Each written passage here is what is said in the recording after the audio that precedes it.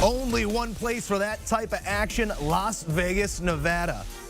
The main event, Colby Covington facing off with the Nigerian nightmare Kamaru Usman in the main event of UFC 245. There you see the pair at the ceremonial weigh-ins. Words were exchanged and words were captured. CBS combat analyst Brian Campbell caught up with the pair minutes after the stare-down. I don't even think there's a scale that could measure the dislike level that I have for this young man. You know, he wants to push hate and division, and that's not what I'm about. You know, I'm about peace and, most importantly, unity. And you know, love wins all the time. All that talking, you gotta back it up. It's time to walk. And I know damn well you ain't got enough shoes to walk the way that I can walk. So I will see you Saturday night. I predict I'm gonna knock him out unconscious. He doesn't have my wrestling. He's a D2 scrub. I'm a D1 all-star, all-American. You know, when he finds out he can't take me down, he's going to be squirming on his feet, and the volume of punches I put on him, he's going to be looking for a way out, and that's when I'm going to finish him cold. There are fighting words, you could say. Let's take a look at the main card for UFC 245. As we said, Kamaru Usman and Colby Covington. The main event, the main co, features Max Holloway and Alexander Volkanovsky. You look down that board, and a couple of UFC Hall of Famers in Jose Aldo and the California Kid, Uriah Faber. Also, Amanda Nunes, the greatest woman fighter, according to many, in action on Saturday. We now welcome in our combat analyst, Brian Campbell. Brian, you were there for the weigh-ins just a little while ago, and it was tense times, as it always is. What was your biggest takeaway as these fighters all strolled across the scale? You know, my biggest takeaway was former featherweight king Jose Aldo at age 33, moving down in weight 10 pounds. A lot of people, critics, being weary coming in. Is that a smart move for his body? He stepped on that scale. He looked fantastic. And in talking to him on Thursday, he's heard all those same whispers that I'm referencing, but he gave me pointed words and looked into my eyes and said, "Mark my words, I will be the world champion at 135 pounds. I have never felt like this before. This is the weight class I should have been at my entire career." Huge words for a guy who's going into the deep end of the pool at bantamweight in his debut on Saturday against Marlon Moraes. That is a can't-miss fight. When Aldo talks, we listen. Let's take a look at the main card now. Let's start it off with Nunes, obviously a heavy favorite coming into this one. We're at a point now in Nunes' career where what can she add with wins other than just a tally in the win column? You have her slated for a second-round knockout, but what sort of statement can she make?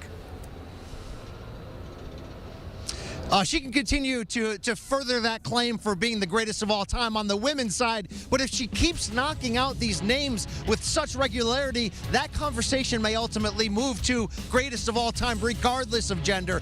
Would have a tough hill ahead of her with the likes of John Jones, George St. Pierre, Anderson Silva, so many great legends, but what Amanda Nunes is doing is special. And even though she's seemingly run out of opponents in both divisions in which she is world champion, you can't really sleep though on Germaine de Randamie on Saturday night. Yes, they fought 6 years ago. Early first-round finish for Amanda Nunes, dominated, but they are so different from that day. And since that loss, all Germaine de Randamie has done is win. She added the inaugural featherweight championship a few years back before she was unceremoniously stripped. She's a striker who knows distance, knows power, and is 46-0 as a pro kickboxer. It's a very interesting matchup on Saturday. But when you look at those betting odds, when you get a chance to make your pick, really hard to go against the greatest of all time, who have established that for a reason. She says GDR will make a mistake, and when she does, she will finish her. Speaking of the betting odds, let's look at the co-main event. Max Holloway, Alexander Volkanovsky. When you look at that matchup, the odds don't sway that far in Max Holloway's favor. What's the reason for that? I think Alexander Volkanovsky is the toughest matchup on paper that Holloway has faced since winning the title, and Holloway's on such an incredible run. 28 years old, and he's almost has a all-time great legacy to begin with up to this point. He is 14-0 at featherweight since that loss to Conor McGregor in 2013. All he's done is control distance, outwear guys, walk them down. But Alexander Volkanovski is a little bit of a different cat. And what he told me coming in is, it's going to be my brain, my IQ that wins this, because fighters like Holloway are great, but they've never seen someone like me who can take their biggest strength and use it against him. Volkanovski's got an interesting body type in the sense that he may be giving up 5 inches in height, but he's got a longer reach, 2.5 inches longer, and that's a big part of what Holloway does. Keeps you at the end of those punches, at the end of that jab, and just outworks you with volume. Volkanovski said going for the takedowns, even with Holloway's great takedown defense, will wear on Holloway over time. I think of the 3 title contenders in these 3 title fights that top this card, Volkanovski is the biggest live dog. This will be a fight. I wouldn't be surprised if it goes the 5-round distance. Let's talk main event. Colby Covington turned heel long ago, as we know, greeted by some boos in the T-Mobile Arena for weigh-ins. I don't know if it was just coming through the TV. You were in the room. Did you see any doubt in Colby Covington's eyes? It's really tough, to be honest, to try to gauge what's real coming out of Colby Covington and what's fiction, what's a pro wrestling character that he's created. I saw a confident man, and look, he's really made a big bet on himself. According to his own origin story, UFC 2 years ago told him, you're not exciting, you're not marketable, you're boring, we're going to cut you at the end of this contract. What he's done is created this sort of this heel turn, as you mentioned, a guy who's willing to talk trash with anyone. Teammates, Dana White, the 2 of them did not shake hands on the stage. But one thing Colby Covington keeps doing is winning. It's so easy to doubt this guy, and in some ways, his character that he created was created for you to not like and doubt him and want to pay to see him lose. But nobody has the gas tank he has. And if there's anyone that's close, it may actually be champion Kamaru Usman, which is what is going to make this fight on Saturday in the main event so interesting. Yes, everybody's going to tune in to see if Colby will finally eat his words. But what will happen with 2 guys who rely on their wrestling, on their activity to wear out their opponent? What happens if said wrestling cancels each other out? What would this fight look like on the feet? Very interesting matchup for both. Colby continues to win when you bet against him.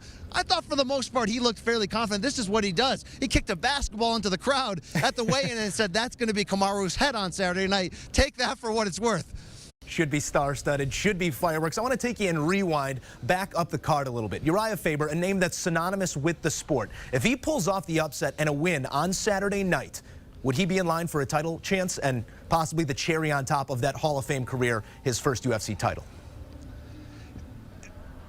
It's so crazy to even be having this conversation. 40 but I think years the old. answer is yes. Crazy because this bantamweight division is loaded, on top of the fact that Faber's in the Hall of Fame, 40 years old, came back a few months ago after a bunch of years off, looked fantastic in finishing Ricky Simone early in the first round. But now UFC says, okay, you look good, dive into the deep end of the pool. We've got Petr Yan for you, an up-and-coming Russian fighter who specializes in taking you down and ground and pounding you out of there. This is one tough matchup on paper for Uriah Faber, the California kid. In fact, Yan told me this week, can we stop calling him a kid? He's 40 years old. It's the California grandpa. Either way, it would be one hell of a story if he could pull what Michael Bisping pulled a few years ago, where you have this career built upon you being the bridesmaid throughout his entire UFC run. Uriah Faber 0 for 4 in title fights, although he did hold a title in WEC earlier in his career. What a way to potentially end a career if he can get that opportunity. Great storylines this weekend and a loaded card. Can't miss stuff, Brian. Great insights as always. We appreciate the time.